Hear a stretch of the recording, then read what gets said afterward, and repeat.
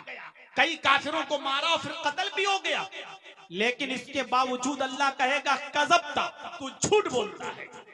वो कहेगा अल्लाह, क्या मैंने अपना घर नहीं छोड़ा, क्या मैंने अपनी बीवी नहीं छोड़ी, अपने बच्चे नहीं छोड़े, इलाहुल आलमीन, क्या मैंने अपनी जमीन नहीं छोड़ी, प्रॉपर्टी नहीं छोड़ी, कारोबार नहीं छोड़ा।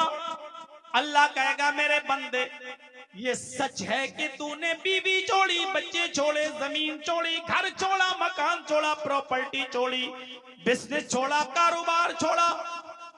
ये भी सच है कि तू मैदान जंग में लड़ा, ये भी सच है कि जंग में तेरी गर्दन भी काटी गई, ये सब सच है। कहेगा अल्लाह, जब ये सच है तो फिर तू मुझे झूठा क्यों कह रहा है?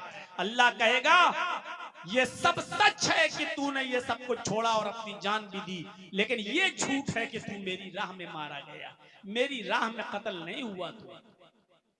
क्यों? क्योंकि जिस वक्त तू लड़ रहा था, जिस वक्त तू मैदान में गया था, जिस वक्त तू जिहाद कर रहा था, जिस वक्त अपनी तलवार चला रहा था और काफिरों को कत्ल कर रहा था, उस वक्त तेरे दिल में ये नीयत थी कि लोग तुझे बहुत बड़ा बहादुर कहें, लोग तुझे बहुत बड़ा जरी कहें। तू इलाए कलिमतुल्लाह के लिए नहीं, तू अल्लाह के कलमे को बुलंद करने के लिए नहीं लड़ रहा था, तू इसलिए लड़ रहा था कि लोग तुझे बहुत बड़ा बहादुर कहें, लोग तुझे बहुत बड़ा जंगजू कहें, लोग तुझे बहुत बड़ा माहिर, जंग का माहिर कहें, एक्सपर्ट कहें। दुनिया में तू जो चाहता था वो तुझे मिल गया, जो शोहरत चाहता था, जो इज्जत चाहता था वो तुझे मिल गई। आए फरिश्तों, इसको जहन्नम में फेंक दो।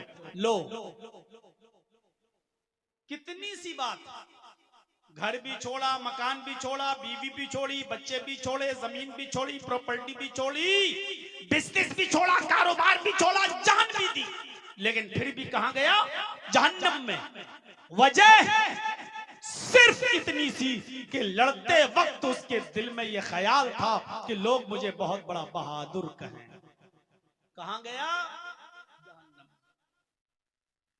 आप मस्जिद के लिए बढ़ चढ़ कर हिस्सा लीजिए, लेकिन ये मत देखिए कि सामने वाला 10 देगा तो मैं 15 दूंगा। माफ कीजिएगा, आपके यहां चंदा तो होता है और होता है, और बहुत अच्छी बात है कि आप लोग एक जलसे में चंदा करते हैं, लेकिन एक चीज हम देखते हैं सब जगह, ये सिर्फ आप ही के भरनाटी का मामला नहीं है, ये पूरे 1999 में मेरी तकरीर हुई थी मौलाना तौहीद साहब के तीतवारी में। 1999 में वो मेरी पहली तकरीर थी। 2025 चल रहा, 26 साल के इस अरसे में मैंने अभी तक यही देखा है, कोई चेंजिंग नहीं हुई है। इसलिए भरनाटी वाले ये ना कहें कि मेरे ऊपर ये बात कही जा रही है। हर जलसे में जो 10 रुपए दे रहा है, 20 रुपए दे रहा है, 100 रुपए दे रहा है, चंदा करने वाला कहता अल्लाह तुम्हारा दान तो कबूल फरमाए, अल्लाह तुम्हें जज़ाए खैर दे। और जहां जिसने 1000 रुपए, 2000 रुपए और 5000 रुपए दिए, वहीं पर चंदे वाला कहता नारे तकबीर, इन्होंने 5000 रुपए दिया है, उसके लिए बहुत सी दुआएं होने लगती हैं। ऐसा लगता है कि 100 रुपए वाले की कोई हैसियत नहीं। मेरे भाइयों, कभी कभी 100 रुपए में अल्लाह वो बरकत दे देता है जो 5 लाख में भी बरकत नहीं देता। एक आदमी जिसने खुलूस नियत से कुर्बानी की, उसका जानवर ज्यादा मोटा ताजा तगड़ा नहीं है, लेकिन बेचारा वो अल्लाह की रजामंदी के लिए कुर्बानी कर रहा है। और एक अमीर आदमी 4 जानवर लाता है, मोटे ताजे हैंडसम, 4 जानवर की कुर्बानी कर रहा है, लेकिन 4 जानवर की कुर्बानी करते वक्त उसके दिल में यह है कि लोग कहें कि देखो माशाअल्लाह 4-4 बकरे कर रहा है, 4-4 कुर्बानी दे रहा है।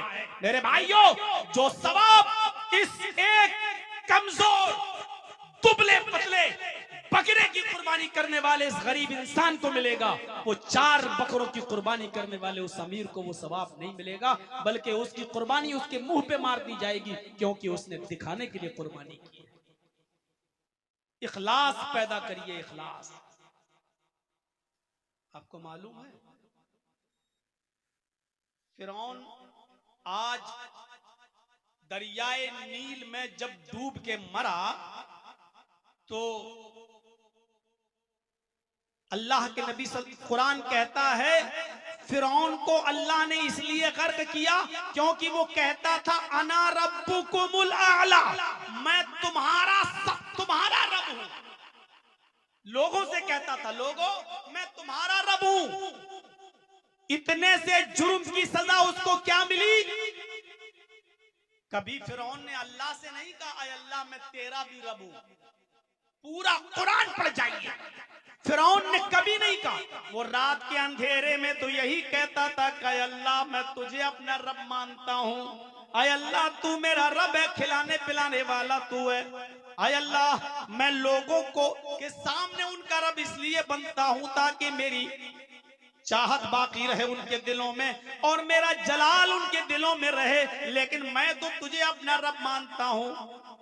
अल्लाह को अपना रब मानता था, लेकिन लोगों से कहता था कि मैं तुम्हारा रब हूं, तुम सब मुझे अपना रब मानो।